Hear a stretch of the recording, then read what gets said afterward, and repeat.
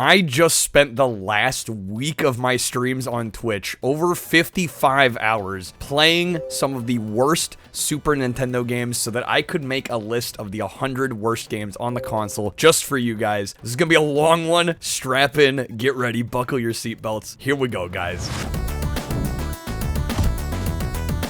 So we're going to start here in a category of games I like to call fun bad, and essentially these are games that I can acknowledge as pretty terrible, but are actually quite fun, and I think a lot of people that like this era of video games will get a kick out of. And so number 100 is the Great Waldo Search. And as you can imagine from the title, this is like a video version of Where's Waldo, and while it does sound pretty stupid, and in a lot of ways the execution is pretty dumb, especially on the default normal difficulty, it's a pretty silly game, right? You're looking for Waldo, as well as these scrolls that you have to find in each stage. Like I said, on the default difficulty, this is incredibly easy to do. It really takes no skill whatsoever. I imagine that they wanted to make it a little easier for the sake of CRTs of the time and trying to be able to pick these objects out. On the higher difficulties, it does get a little bit tougher, but it is still quite trivial, and the main reason that it's on this list is simply because there's just not a whole lot of content here. It is a very short game with only a handful of levels at a few difficulties. You can basically play everything this game has to offer in about 25 minutes, and that's pretty much it. The worst thing I can say about it is that it's pretty short and kind of stupid, but it did make me laugh.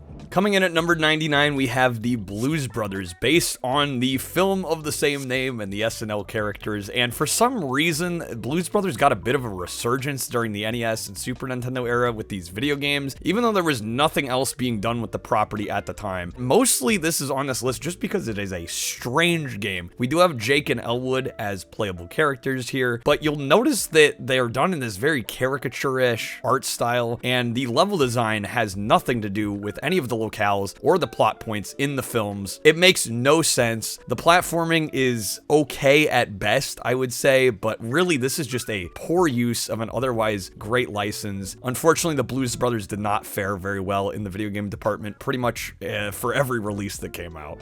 At number 98, we have the Combatribes, and while I did have some fun with this beat 'em up and I could recommend it to certain people that just want to play it on the Super Nintendo, I have to acknowledge the fact that this is an arcade conversion, and it's not a very good one at that. Unfortunately, some of the changes they made to bring this over to the Super Nintendo, while they added a story, was nice. They made some gameplay tweaks that honestly make the game harder to recommend. Mainly, they took away weapons from this version of the game entirely. You cannot use them, and they also changed how the bosses work to frankly just make them more difficult to fight, especially the salamander boss in stage 2. He is super obnoxious in this version of the game. He's supposed to lose his range as you take more of his health, and they just for some reason decided to remove that mechanic, and so it makes it harder. So can't recommend this one entirely, but if you're looking for a beat 'em up that's flawed but maybe a little fun, maybe then it's worth a shot.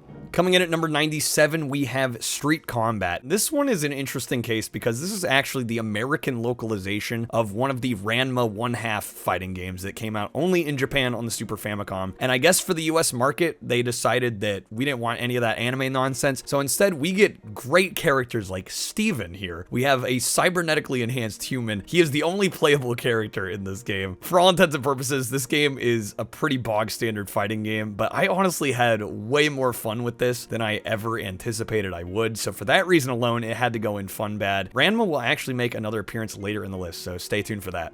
At number 96, we have Beethoven, the Ultimate Canine Caper. I gotta come clean here. I've played this one before the research I did for this video, and I came back to it willingly, so that tells you enough. I actually have a lot more fun with this than I probably should. It is not a very good platformer by any stretch of the imagination. The momentum and movement mechanics in this definitely are a little wonky and far from perfect. Things will hit you constantly. It's very hard to jump over obstacles. The list goes on and on. It's not a good game, but I do put it on every now and again because it actually brings me some joy. So take that as you will. It's in fun bad. At number 95, we have the ever infamous Shaq Fu. Some will probably yell at me for this being so high up toward the top, better end of the list, but I really do think that this game has probably gotten an unfair bashing. While it is not a great fighting game by any means, do not mince my words, I do think it's better than people give it credit. This is actually by Delphine Software International, who are known for other games such as Out of This World and Flashback. They are actually quite competent devs, and while I don't think a fighting game was necessarily in their wheelhouse, they did try, and the animations and visuals are quite good here. I think it's just fun that Shaq signed on for a video game like this, doesn't take itself too seriously, and if you go in with that mindset, I think some fun can be had here.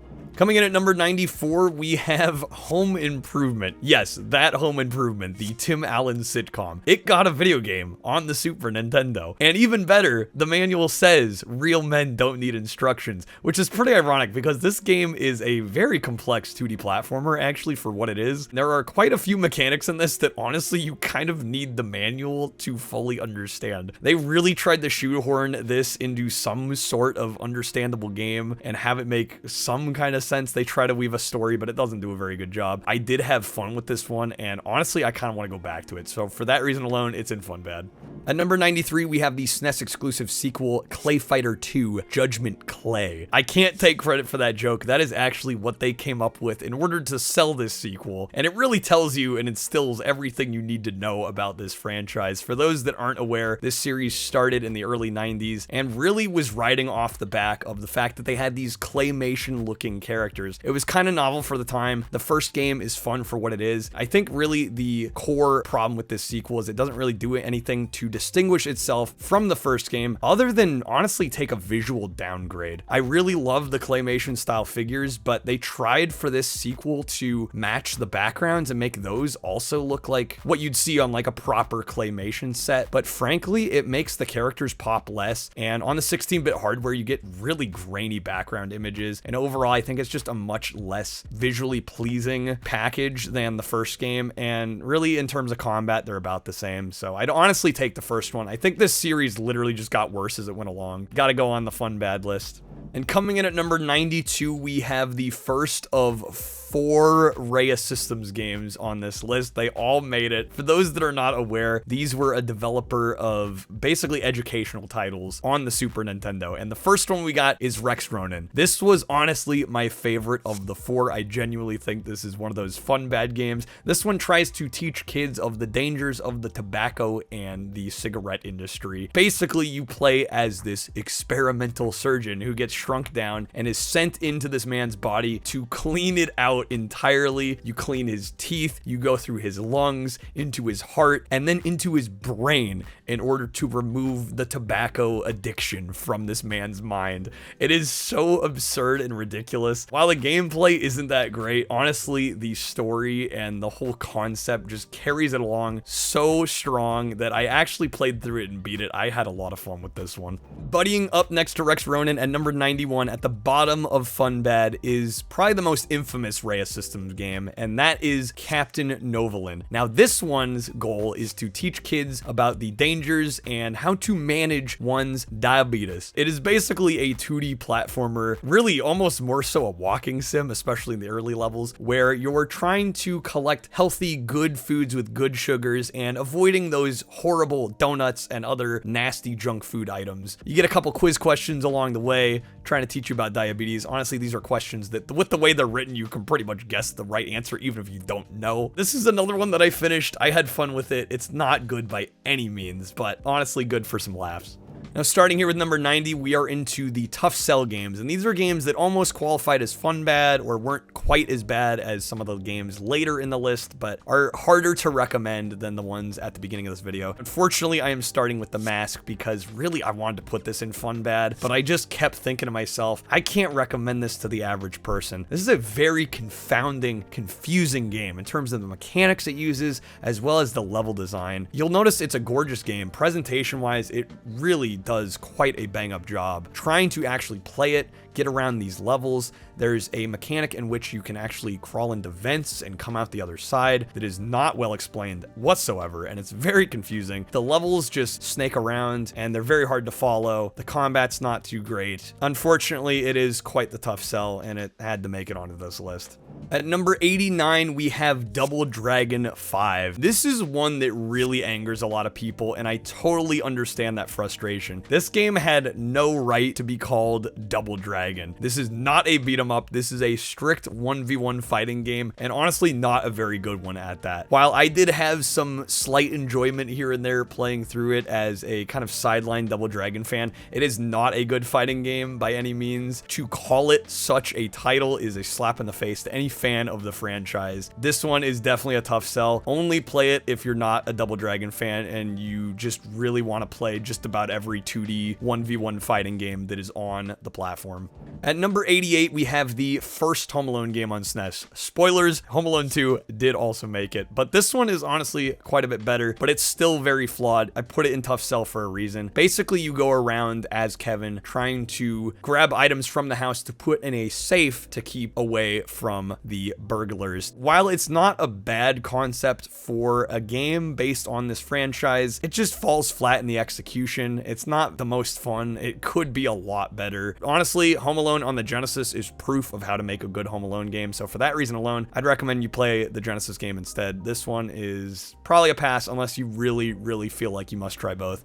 Coming in at number 87 and 86 respectively, we got two Simpsons games with Virtual Bart as well as Bart's Nightmare. Simpsons games, especially of this era, tended to be pretty bad. These are honestly a couple of the better ones, and that's because they are minigame compilations. Virtual Bart, you get a 6 minigame set here. It's pretty streamlined. You have Bart on this like spinning wheel that selects which of the 6 you're gonna play. I would say honestly the hit ratio on this one is about half and half. Half of the games I personally quite enjoyed, and the other half were honestly bad to insufferable. So really, I guess it kind of evens out to tough sell. The Simpsons license definitely pulls a lot of the weight here. I do think Bart's Nightmare is slightly worse, mainly because it just complicates the proceedings with this really strange dream sequence overworld part where you're walking down what seems to be this endless street, buses are running you over, you got to try and find these pages that come sweeping across the screen in order to actually get to the mini games, the stuff you actually care about. Honestly, I feel like minigame wise, they're pretty much a wash. I think they deserve to be pretty much next to each other, but I give Virtual Bart just the ever so slight edge. At number 85, we have a game made famous by the AVGN, and yes, this is in tough sell, The Rocketeer, based on the movie of the same name. Honestly, this is one that, yes, is definitely hard to recommend to people, and yes, there are some major flaws, including the beginning flying sequence in which you have to race a plane. It's infamous for its difficulty. I can give you a tip though, if you look at the bottom little window at the very bottom, I don't know why they did this. They made this giant screen in which it's really hard to tell what you're doing, and then this small little window at the bottom where you can actually tell where the hell it is you're going. That is how I was able to get through the first sequence of this, and then you actually get to see the rest of the game. There are some gallery shooter sequences as well as a pretty lengthy shmup sequence that I personally wasn't able to get through. That is where I got brickwalled, but I do want to come back to it, and honestly I think this one isn't as bad as the AVGN says, but I definitely see why it was picked as a target, and I wouldn't blame anyone for getting frustrated at this one.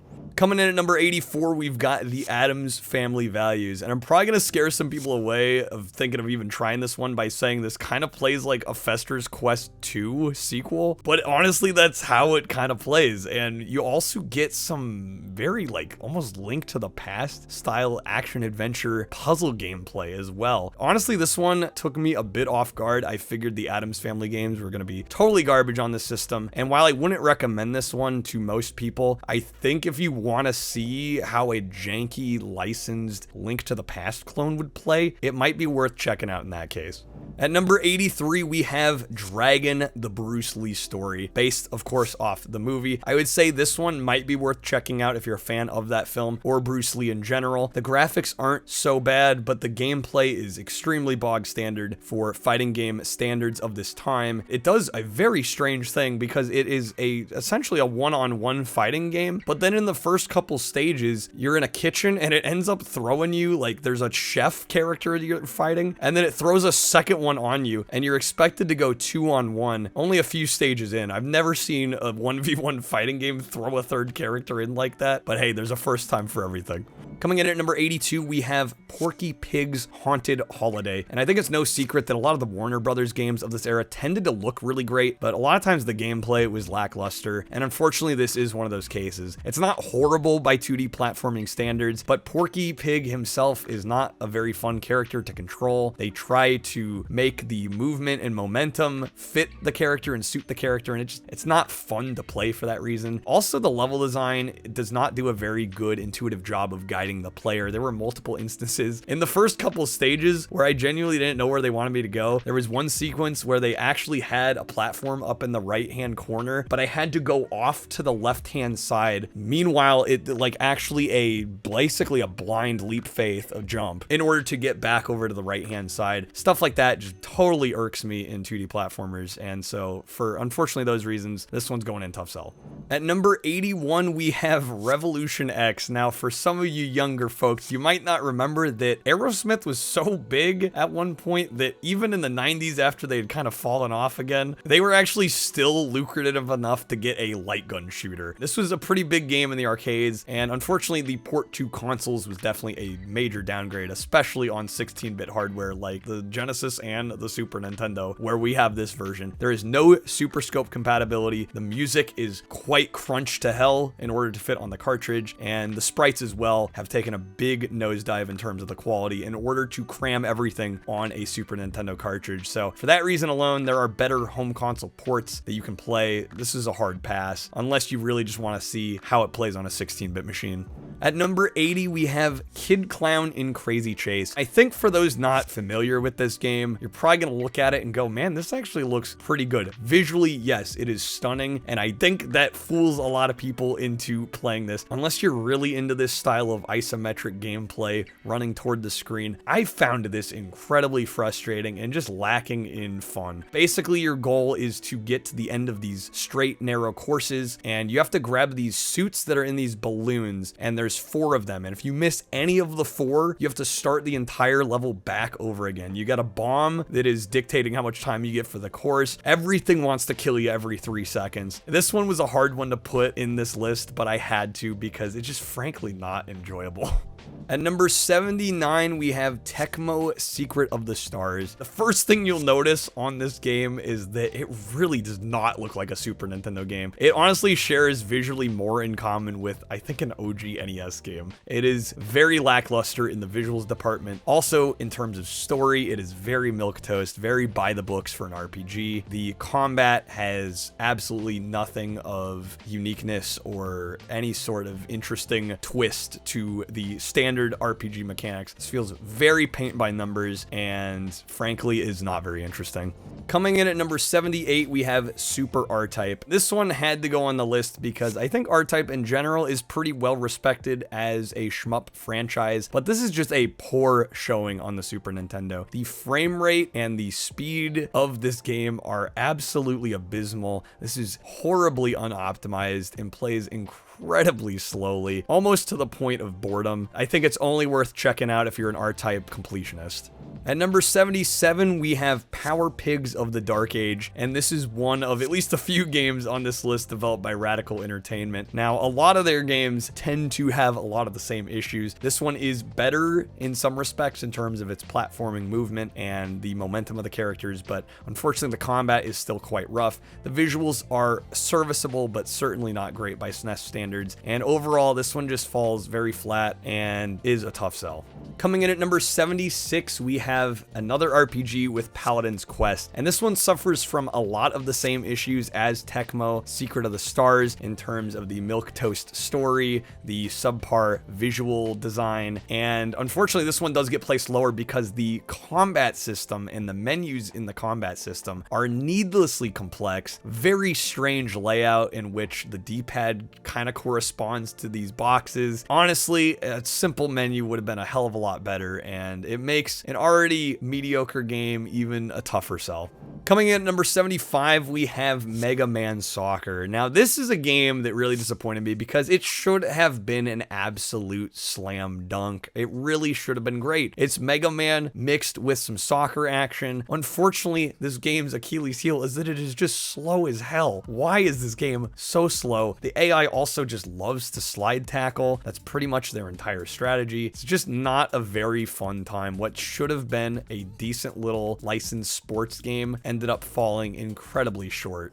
At number 74, we have The Tick, and this one is a tough sell because unless you're a fan of the comic book character, really what you have here is a very bland, disappointing beat 'em up. While visually it's not too bad, the presentation isn't too shabby. The gameplay just is monotonous, and not to mention one of the longest beat 'em ups I think that might exist of this era on these platforms. Absolutely absurd length, and I can't imagine wanting to get all the way through this if you don't have to. At number 73, we have the return of one of my favorites. We got Super James Pond. Now, I will say that this is better than the Genesis game I covered in the top 10 worst Genesis games video. I do think this is a significant step up, but that being said, there are still some issues significantly with the visuals and the busyness of the backgrounds. It makes trying to parse out these levels and where you're supposed to go incredibly hard. It's just way too much visual stimulation. Otherwise, you have a pretty bog standard 2D platformer and an annoying mascot to go along with it.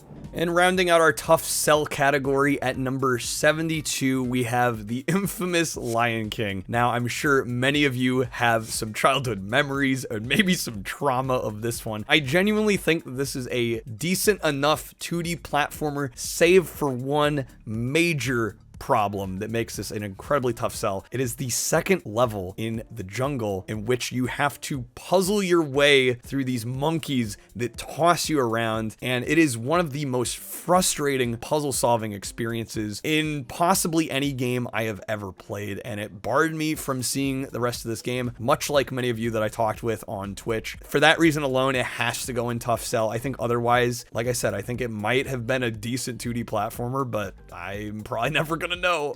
And kicking off what I like to call the bulk just main bad tier, at number 71 we have Wayne's World. For those that are newer to the channel, I did a whole separate video on the Wayne's World games where I go quite a bit more in depth on this game as well as the other games in the franchise. I definitely recommend you check out that video if you want some more insight. But the base takeaway here is that this is a very flawed 2D platformer, very nonsensical, doesn't use the property very well. But if you can power your way through it, maybe use some save states. I did end up playing through it. I don't know if that was more for the sake of the stream and my videos than my actual enjoyment of it, but like it did carry itself enough for me to get through it. I do think it is a bad game, but yeah, it goes toward the top here. Coming in at number 70, we have Primal Rage, and before the pitchforks come out, I want to state first that I don't dislike Primal Rage. Simply put, I just really think this is not a good port of the game. I got that multiple times on Twitch. People were like, why'd you put Primal Rage in bad? This is a bad port. It doesn't run well. It looks horrible. The sound is not good at all. All around, it's just a super lazy, poorly done port of what is otherwise a decently fun fighting game. Coming in at nice number 69, we've got the Itchy and Scratchy game, and I can tell you guys this game is not nice. I expected this one to be bad, and unfortunately, I was correct. This is, on paper, on concept, not a bad idea for a game, having Itchy and Scratchy pitted against each other, but I have to admit, when I first booted this game up, I was very confused on what to do. It honestly looked like a 2D platformer, and I was trying to get to the end of the stage only to realize there is no stage. You're supposed to fight the other character. You quickly realize the only way to kill the other character is by just repeatedly slamming them with your mallet over and over again. It takes forever to kill them. You finally do, and then you get to a boss level. The bosses are even weaker. All around, what could have been a decently fun game ends up being, frankly, just really not good at all. I can't recommend this one. And we got another duo coming in at numbers 68 and 67 respectively. We've got the Terminator as well as T2 Judgment Day. Now, I'm giving the first Terminator a slight edge only because there's frankly less flaws, but it's also just a more simple game. This is pretty much just like a Contra clone, and a pretty poor one at that, but I will say visually it's fine. It gets the job done. It's just an annoying game that I can't imagine wanting to play much of. That being said, I'm thinking about doing a whole other video of this, talking about all the Terminator games, because what Sega got on like the Genesis and the Master System and the Game Gear those are some of my favorite games of the era. So it's a really big shame that the Super Nintendo got shafted this hard, even more so on T2. Now this one is infamous. AVGN's covered it. This one is the same across most of the platforms, pretty much plays the same. The main downside with T2 is the fact that honestly people talk about the driving, and that is a whole mess in and of itself. I 100% agree on that. But the thing that bothers me the most is the fact that you're forced to collect what they call these future objects, and there's like these little Terminator heads in these boxes, and in order to get through each stage you have to complete the main objective. Like for example, in the first stage you have to find John Connor's phone number and his address, as well as grabbing some guns, but you also have to get these future objects. They're basically forced collectibles that you're required to get in order to progress the game, which I think is not talked about enough. I think it's a horrible move. If you want to know more, I did the Genesis review in my top 10 worst Genesis licensed games, so if you want some more info there, check that one out. At number 66, we have another shmup with Blazion, and this one really disappointed me because it's Atlas published, and when I see that Atlas logo, I feel like most of the time I'm in for a good time, and this one is even worse than Super R-Type in terms of the slowdown, the slow speed of the gameplay, and frankly, this is just a horribly easy game because of all those reasons. It is hard to play, but you basically can't get hit because the slowdown is so awful. I can't recommend this to any shmup fan. Strictly in bad tier. Technically it's playable, but I don't know why you'd want to. Coming in at number 65, we have the head scratcher that is Super Troll Islands. I don't know why they figured a game needed to be made for the troll dolls, but apparently they figured it might sell, so here we are. Honestly, the gameplay loop in this isn't the worst idea in terms of the concept. Basically, you're going through these stages, climbing ladders and walking across platforms and swimming through water to change these gray tiles into color, and once you restore color to the stage, you move on to the next. Like I said, I don't think the concept's bad, it's just super repetitive. There's not much to it, and once you've played through a handful of stages, you really start asking yourself, why would you ever need to play more? At number 64, we've got Out to Lunch, and this is another Mindscape joint. It's another one that falls just incredibly flat. Main gripes for me are the fact that the levels all look the same. I played this for quite a bit, and the levels never changed in terms of their aesthetic. It's just so incredibly dull. Essentially, you're playing as this chef that is trying to collect all these ingredients, and you put them in a cage for some reason, and then that opens a door to the next level. You rinse and repeat. Once again, gets old extremely quickly. There is very little replay value to speak of here, and I can't really recommend it. At number 63, we have the SNES version of Bram Stoker's Dracula, based on the Francis Ford Coppola film, of course. Now, this one was a bummer because it's done by Traveler's Tales, and typically I expect more from them. There are multiple sequences in this game where there are just spikes and shit that you cannot avoid. There is no way to avoid taking damage. Like, it's actually impossible. And I also noticed a visual bug. There's a vine in one section of the game that actually was like supposed to be up against the wall in the floor and was like mirrored the other way and just floating in like a liminal space. So between the technical issues as well as forced damage in a platformer, not to mention the bosses are some of the most incredibly easy bosses I have ever experienced in a 16-bit era video game. All of those combined to make this a really bad experience. At 62, we have another Addams Family game with Pugsley's Scavenger Hunt. This one, if you've played it or had the misfortune of playing it, this is probably one of the toughest, most unfair platformers that anyone will probably ever experience. The game starts you in this house, and you actually have two ways to go. There are two levels that you can access. Your eye naturally guides you up these stairs, and you end up going to this level that's in a crystal ball, and because of the ball, it actually cuts off the edges of the screen, so your field of vision is more narrow than just about any other platformer I've played, which makes trying to react and dodge obstacles coming from in front of you so incredibly difficult. Now, if you do manage to see the other level, it's quite a bit more fair, but it is not a whole lot better. This is a bad platformer that I can't really recommend.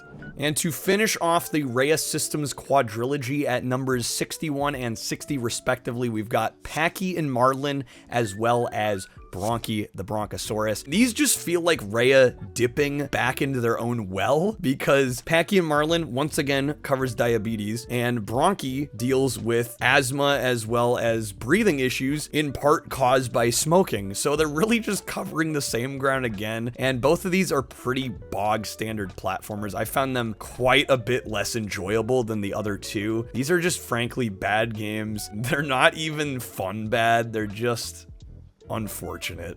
At number 59, we have Alien 3. This is another one that bummed me out because I was expecting a game at least similar to the one on Genesis, and while it does try and do some similar run and gun style gameplay, the mission-based structure of this game has you interacting with computer terminals, accepting missions, and trying to view this horribly horrendous map that is impossibly hard to follow, not to mention not being able to complete objectives, but also dealing with these vents and trying to shoot up at enemies. I literally had moments where I was in a vent trying to shoot up at an enemy, seeing the bullet basically going right at it and totally missing. So between bad hit detection and just a severe lack of direction and ability to follow where you're supposed to go, this one is a very bad experience. Coming in at number 58, I said Ranma would make a return, and we have Ranma 1/2 Hard Battle. For all of the Ranma games to bring over to the States, why they chose this one is a mystery to me. This was such a milquetoast fighting game. There was absolutely nothing of any sort of note. It was one of the most forgettable games that I think I played during this whole experience, and that says a lot. Coming in at number 57, we've got someone that tried to be a mascot platformer with Oscar. As you can imagine from the name, the idea is that you're collecting these little Oscar statue heads, you know, like the Oscars that you get at the Academy Awards. That's like all this game has going for it. Otherwise, it is a very bog standard platformer that has some pretty problematic level design. It doesn't guide the player effectively well at all. The movement is flawed and just not a very good platformer. At number 56, this one breaks my heart a little bit. We got Nickelodeon Guts. For anybody that watched this show in the 90s, it was honestly hype as hell, and unfortunately this game doesn't manage to capture any of that sort of hype whatsoever. You only really get two main gameplay styles in here, one of which isn't even from the show. There's this platforming sequence that easily bogs the game down. Again, it has nothing to do with the show. There was never these kind of giant courses with multi-levels and rope climbing and ladder swinging, and that never happened. So why it's here, I don't know. And then the other one is basically the Ariel like trick shot style mini game that they had from the show. That one is serviceable enough, but also just very repetitive, very boring. I tried to get to the aggro crag guys, I really did. I tried multiple times. I got like within 20 points of unlocking it, but just couldn't quite make it. So I couldn't possibly torture myself with any more of this. Coming in at number 55, we have Brutal Paws of Fury, and this is a game that got released on the Genesis and the Sega CD as well, and I really don't know why this one was pushed out, because frankly, it has really nothing going on for it. I guess unless maybe you're just like a furry and you like furry OCs, this might be worth checking out, but otherwise, it is an incredibly boring fighting game. The only thing of note I can say is that playing as like the Foxy character, she slapped her ass and somehow that revives you and gives you your health back. I don't know.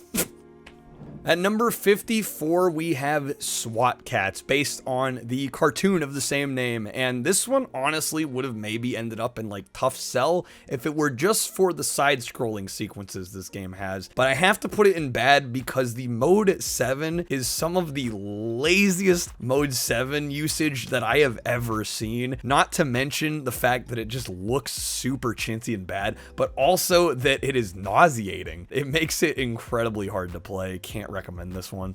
Another duo at 53 and 52 respectively. I think I'm gonna piss some people off with this one because I know there's some fans of this franchise, but I do not get the thrill at all. We have Bubsy 2 as well as Bubsy 1, and I do put Bubsy 2 slightly ahead. I do think it is an improvement on the original. It's a little tighter in terms of the movement. It's not nearly so insane. There's some fun mini games included as well. Bubsy 1 is just the same game, but way harder to play. Bubsy moves around like an absolute madman. He's impossible to control. The camera is whipping around. It takes forever to build up momentum, but once you get there, it's impossible to control. I find these platformers super frustrating, and honestly, I probably won't play either one ever again.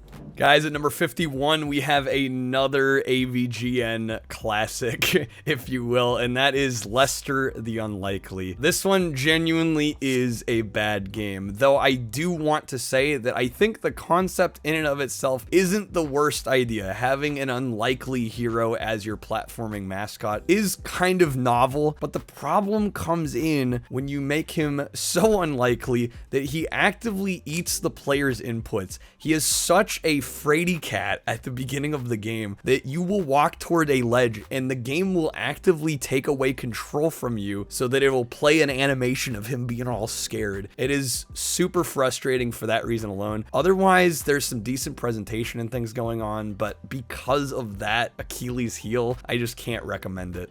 And before we jump into the second half, our final 50 here, I want to say, first of all, if you've been watching, thank you so much. Thank you for taking this ride with me. I do want to say this whole journey was made possible by not only my Twitch viewers, but also those that have joined the channel with memberships, as well as those that have bought merch on the merch store. Thank you guys for allowing me to do this full time and to share you guys this crazy journey of mine. I really appreciate all the support. If you guys want to help out, those are great ways to do so. Let's get back into the video.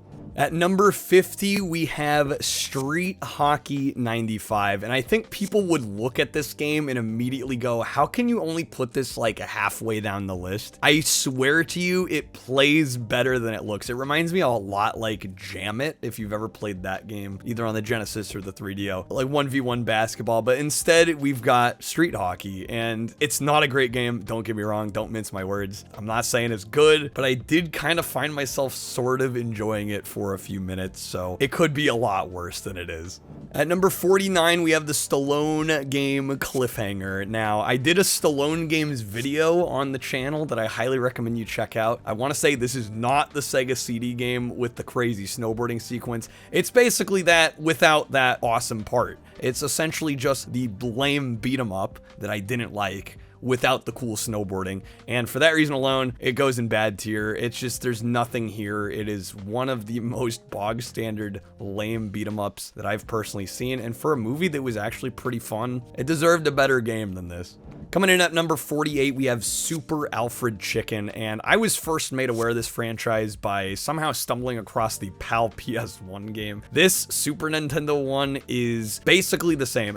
For all I can tell, every version of Alfred Chicken pretty much is the same freaking game. The level designs are different, but the core gameplay conceit is the same. You're getting through levels and letting these balloons go. It's literally that simple. There's nothing to it. I don't get why they're pushing Alfred Chicken as some sort of mascot. He has no personality. The sprite isn't even fun to look at. It's just a bad platformer.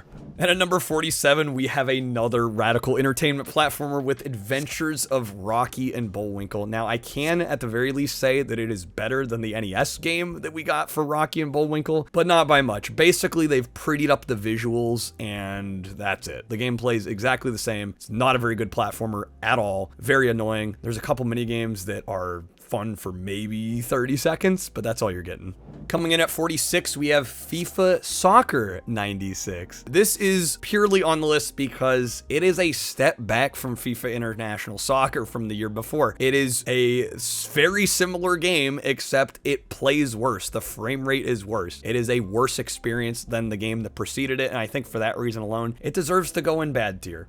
At number 45, we have the ever infamous Rise of the Robots, and I have to come clean a little bit. This is a extremely bad game. I do have a sort of strange fondness for it. I think partially because of the story of this game. For those that weren't aware, this game was supposed to be like the next big thing. They were pushing the hell out of this. It was supposed to be massive, incredibly impressive visuals. Unfortunately, the gameplay behind it was never there. They never put together a good fighting game. Really, it just sits as an interesting footnote in gaming history. It is one one of the biggest failures, I think, that doesn't get talked about enough.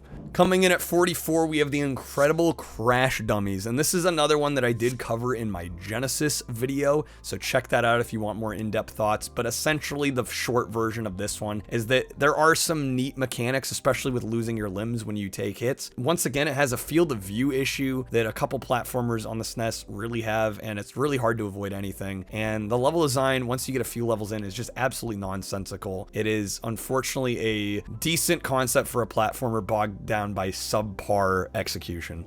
At 43, we have Ren and Stimpy Vidiots. There are 4 Ren and Stimpy games on the Super Nintendo, and all of them made the list. This is the best one. I found this one to be the least insufferable. I got at least a few levels in. It's a fine platformer if you like torture, but I would not recommend it. It's visually okay. At least it's got that going for it, but it is not a fun gameplay experience in the slightest.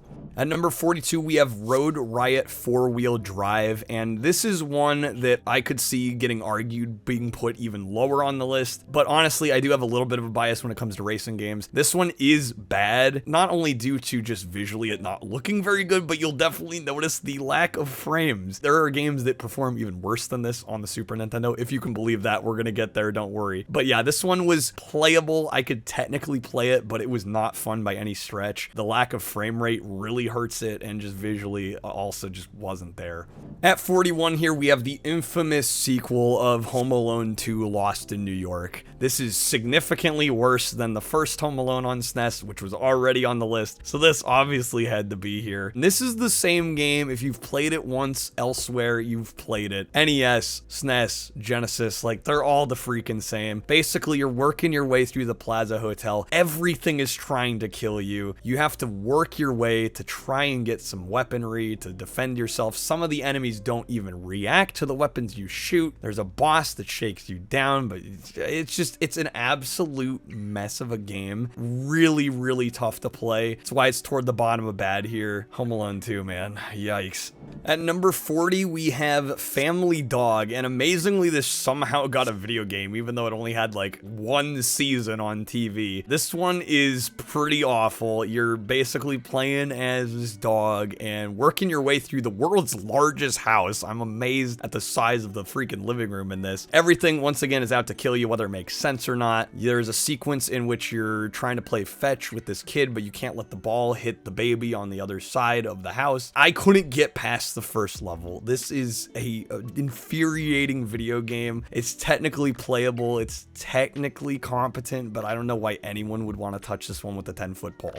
And at number 39, we have Dennis the Menace, and this is probably the most poetic justice we're gonna get on this list. Much like how the film was like a discount Home Alone with a kid that looks sort of like Macaulay Culkin, you're pretty much getting the same thing here. Spring for the real thing, guys. Just, it's so much better. Really, just don't be cheap.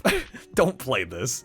At number 38, we have Draken, and while I have mixed feelings about putting this where it is, I honestly do believe it deserves to be here. For those that aren't familiar, Draken was a very early attempt at a 3D RPG. Porting it to the Super Nintendo was probably one of the worst things they could have done. This is so incredibly hard to play, even if you know what you're doing. I was able to get decently far into this, all things considered, and there's just at no point does it ever feel like you should be playing it on this system. So for that reason alone, I would say if you're interested at all in this franchise, there is a sequel as well that is supposed to be quite a bit better, but I do not recommend playing the Super Nintendo version. It is a mess of a port.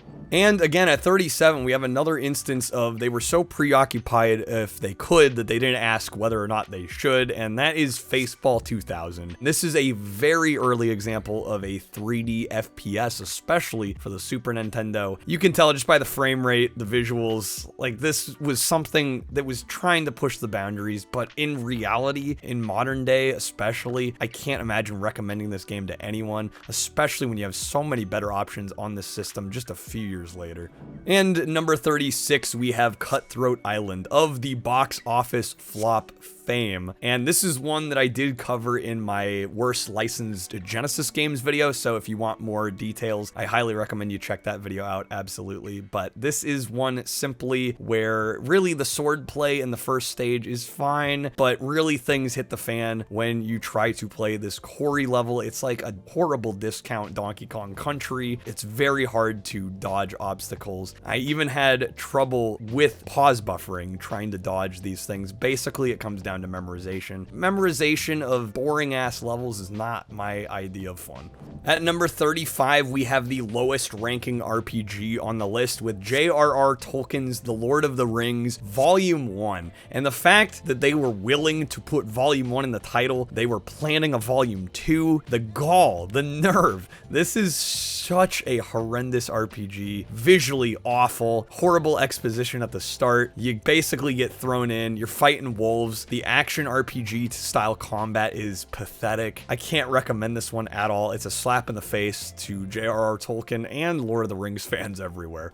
At number 34, we've got Pro Quarterback. This is one of those games that just makes you wonder why the hell it exists. There is no licensed branding for the teams on this. The frame rate is atrocious. The visuals are subpar at best. And when you have such better options for football games on the Super Nintendo, it makes you wonder why this even ever came out. And scraping the bottom of a bad tier at 33 and 32 respectively, we've got Mr. Do as well as Frogger. And honestly, Mr. Do gets the slight edge because at least it's kind of a just straight arcade port, albeit super disappointing to get one ROM slapped on a SNES cart at this time of an old 80s arcade game. The fact that they were willing to sell this in stores to me is just offensive to gamers. Don't get me wrong, Mr. Do is fine, but come on, like you couldn't throw at least a couple other ROMs on there. Same thing with Frogger, and Frogger is even worse because it is literally one screen that doesn't even change. It's ridiculous. The artwork for the menus looks like it was done in Microsoft Paint. There was literally zero effort put into these, and the fact they were trying to charge decent prices for these is honestly insane.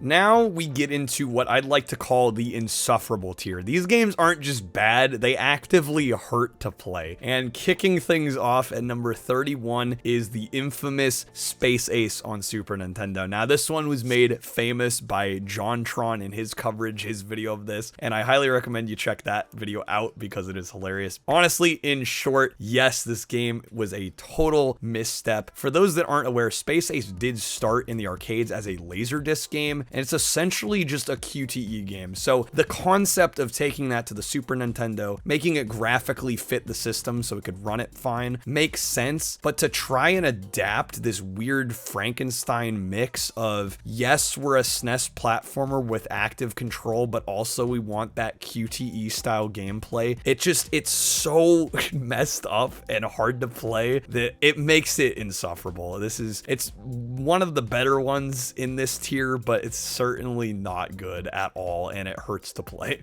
At number 30, we have Speed Racer, and this is an interesting case because this actually tries to tackle two genres and manages to horribly mangle both. Of course, as you would imagine, you have racing sequences, which are Mode 7 in style, but the frame rate is abysmal. It is very hard to control your car, not crash into things. I had multiple races that I got most of the way through where I just took one too many hits. You got to start the whole race over. Very, very frustrating. And then not only that, but it gets worse once you get into the platforming levels. Enemies constantly want to stun lock you. You'll get stuck on ladders and they'll just be smacking you. Your character wants to snap to the ladder if you're at all close. Just really insufferable is the best word I can possibly use to describe this one. Could have been a good, decent little SNES game, but really just the execution kills it. At number 29 comes Lethal Weapon, of course, based on the Mel Gibson Donald Glover movie. I said Donald, Danny Glover film.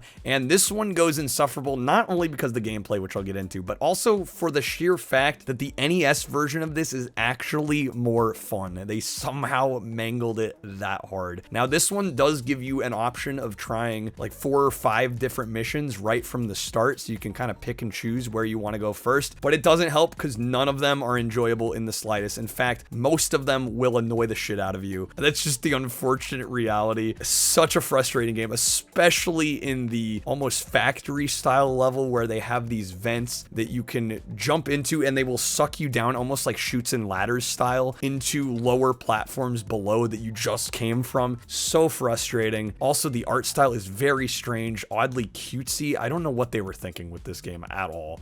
At 28, we have Michael Jordan in Chaos in the Windy City. This one is insufferable for a few reasons. Not only is it just incredibly bland for what should have been like a Shaq Fu-esque game for Michael Jordan, but also the fact that it's just such a horrible like puzzle platformer. Bland as hell visuals, no use of the fact that it is Michael Jordan. It's a total waste of a license. One of the most boring, by the books, bland, unfortunate video games that I've played in a while.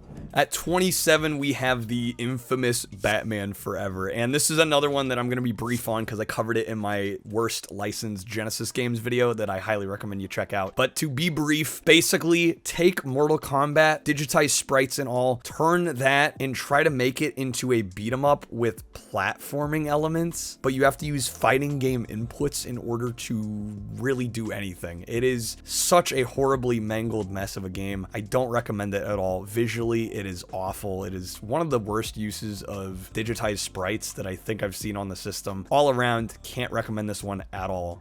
At number 26, Radical Entertainment striking again with Bebe's Kids. Yet another horrible beat 'em up, absolutely atrocious. The thing that pisses me off about this one is not only how slow it is, but the fact that your regular attacks really are useless when you figure out you have uppercut specials that do significantly more damage. If you only use the regular attacks, the levels will time you out. The level timer will time you out and you won't be able to get anywhere. A few levels in, there's also a haunted house that is impossible to navigate without a map. It is just an absolute pain in the ass beat 'em up. A genre that should just be fun, easygoing, easy to pick up and play. This ain't any of that. At number 25, we have Time Cop, based on the Jean-Claude Van Damme movie. This one is such a horrendous mess. This one's pretty well known. It's not one of the absolute worst. In fact, there were a couple little charmy elements that I kind of like. Honestly, the digitized characters in this kind of work for me. But on the whole, this is a super flawed action platformer with some light beat 'em up elements. First of all, the combat is atrocious, and I mean, these animations are just hard not to laugh at. They're just so poorly done. You get ammo for a weapon that you have, but you only get like 6 shots before you're out, so it's basically useless. Level timers are brutal in this. Momentum is a problem. Trying to turn around, there's a long animation that plays before you actually get to turn around, so turning on a dime ain't happening in this. Just a very flawed platformer, not very responsive, but maybe good for a laugh if you're watching somebody else play it. And at 24, we have another game as made infamous by the AVGN, and that is The Wizard of Oz. Now, obviously, you could ask questions about why the hell we got a Wizard of Oz game during the Super Nintendo era. I have no idea what they were thinking releasing this. I mean, I get it's a beloved movie, but what? Why? And then also the fact that once you get into it, you just realize how insufferable of a time this is. You are Dorothy to start, and you're walking through Munchkin Land. You got lemon drops dropping down on you, dealing damage. Like, once again, platformer trope of everything wants you dead. The second level in the desert, there are plenty of platforms that should be things you can land on, but the game has no reference of what should be foreground or background. Some things you'll clip through, others you'll land on. When there's that much uncertainty in a platformer, it absolutely makes it insufferable. Honestly, once you get later into the game, getting able to switch to the other characters, things don't get much better. In fact, Tin Man can't even jump. It's just not a good idea all around. This should have been axed. At 23, we have American Gladiators, and this one goes in insufferable for me, not only for being a minigame compilation that really just does not instill the fun and joy of the show, but also, again, the fact that this is a game where the NES version is actually more fun than the 16-bit. I don't know why this happened as much as it did, but this is one of those cases. I would play the NES version any day. This is a poor excuse for a minigame compilation. Most of the control schemes are way too convoluted for their own good. A lot of the minigames, even once you get them down, aren't even fun or enjoyable, and all around, it just, again, does not capture the spirit and the essence of the show that it is based on. At number 22, we have Spider-Man and X-Men and Arcade's Revenge. This one places so so low for me because it is essentially a collect-a-thon platformer. Before that was really much of a thing. What's worse is you can't even collect the items that you need to get in any order you please. You have to go in a very specific order. Each one will flash. I guess they're like these bombs that you're disarming, but you have to hit them in a specific order, and the way that the devs place them oftentimes has you backtracking into areas you've already been to and going in a roundabout way. It's so frustrating. I have no idea why they decided this was going to be their gameplay loop. Horrible idea all around. Not worth playing at all. At 21, we have Mary Shelley's Frankenstein, and once again, this is a game I covered in my licensed Genesis Worst video, so check that out if you want more detailed thoughts. But on the whole, ugly visuals, sufferingly bad gameplay, horrible level design, every possible thing that would make a platformer bad, you name it, it's there, and it's just all around a frustrating game. Even when you get later in and you get some nicer visuals, it's too little too late.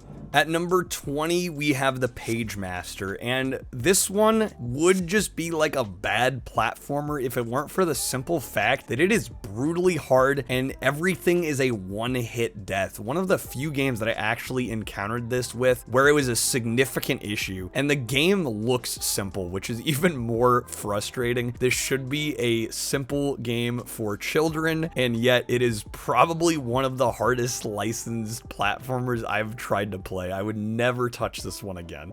I'm going to pair these two together as well. At number 19 and 18, we have Rocco's Modern Life as well as Eek the Cat. And Rocco is getting the slight edge. These are both essentially escort mission games. I don't know what devs ever thought these were fun or that people enjoyed these, because essentially all you're doing is micromanaging a poorly written AI to try and guide them through stages in the most frustrating ways possible. Now, I'm giving Rocco the slight edge because visually it's more appealing and there's a little bit more going on. Eek the Cat not only displays incredibly dark for some random reason, it must have been some coding issue because it should not look like this, but also the fact that the level designs are even more bland and boring, and you're, instead of guiding a dog, you're guiding this old grandma that you got to push around. These are just insufferably bad. I don't know why anyone would ever have made these or wanted to play them.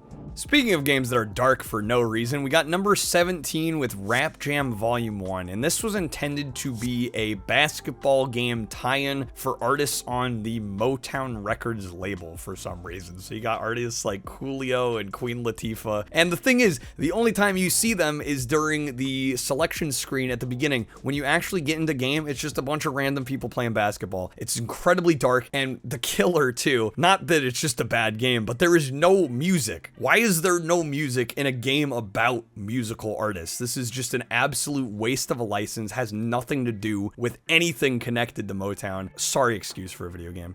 At number 16, we got Nickelodeon's Aw, Real Monsters, and Aw is right. This is a 2D platformer with character swapping mechanics. You swap between 3 different characters, each with different abilities, and unfortunately you have to solve a bunch of really obtuse, stupid platforming style puzzles. Nothing works quite the way it should. I constantly had issues trying to get actions to trigger and abilities to trigger properly. Just an absolutely frustrating time. I would never boot this one up ever again.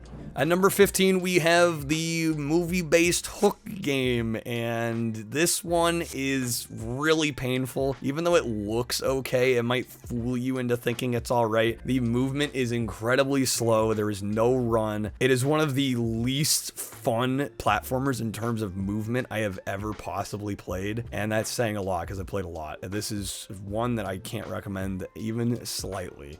At number 14, we have No Escape, and this is by the same studio that made a few of the other games on this list. I did also cover this one in my Genesis video, so again, check that out. But essentially take everything wrong with Mary Shelley's Frankenstein and somehow make it even more insufferable, less charming, and based off a movie that's frankly just less interesting. Sorry, Ray Liotta, I'm just being honest. At number 13, we have Frantic Flea, and this is another one that might convince you that it's better than it actually is just based off the visuals. Personally, I found the visuals off-putting as well, but the gameplay is absolutely asinine in this. Essentially, it is kind of an escort mission. You're working your way through these levels trying to grab fleas. You need to get a certain amount in order to progress to the next level. The thing about this is, once again, it's got a field of view issue. You can't see much in front of you. Your sprite's decently big, so there's no reaction reaction time to dodge enemies, and every time you get hit, you lose every flea that you picked up. So you could be like 18 out of 20 for the first stage. If you get hit once, you lose all 18. You got to grab them all over again. It is an insufferable gameplay loop. It is painful. I would never wish this upon my worst enemy. At number 12 and 11 respectively, we got 2 more of the Ren and Stimpy games to appear on this list. There's still another one to go, but these are Fire Dogs and Buckaroos respectively. And I may give Fire Dogs the slight edge just for having the slightly more interesting concept. Essentially, you're working your way through a firehouse, trying to grab items and bringing them back to the fire engine in prep for, you know, fire duty. I honestly couldn't get past the first screen. I really tried. Same thing with Buckaroos. This is just horrible platforming, enemies that want to kill you, like all the platforming bullshit tropes. These games have them and make both insufferable for it. And rounding out the insufferable tier at number 10, we have College Football 97. This gets its placement, frankly, just because of how poorly it runs. It is so hard to play with the frame rate. It is passable. It is possible to do things in this, but just ever so barely. And it really leads into our last 10 final games here.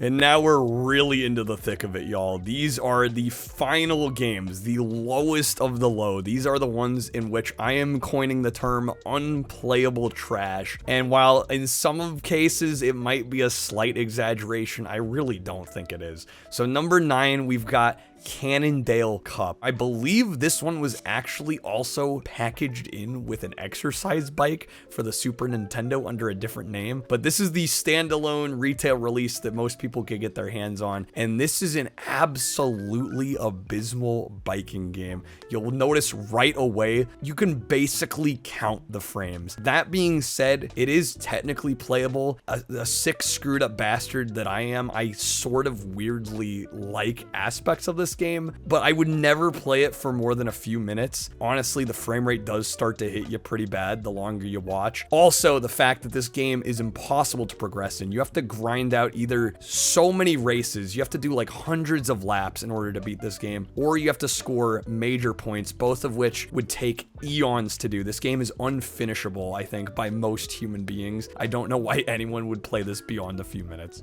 At number 8, we have what many consider to be the worst basketball game ever, Bill Laimbeer's Combat Basketball. And now apparently Bill Laimbeer was known for his rough playing in the Detroit Pistons. For some reason they decided to make that into a futuristic basketball game where you can constantly tackle people. First jumping into it, it is very hard to get a handle on. The overhead view is definitely not doing you any favors. For the longest time I had trouble even scoring baskets. I found out later that in order to score, there is one face button that does anything in this game, and it shoots or passes. And in order to actually shoot, you have to not be pressing anything on the D-pad. Otherwise, it will not go anywhere close to the basket no matter what you do. Eventually, I was able to score points, but only because I'm a sicko and I was trying to show you guys what is possible in this, but I don't think anyone would want to play this for more than a few minutes.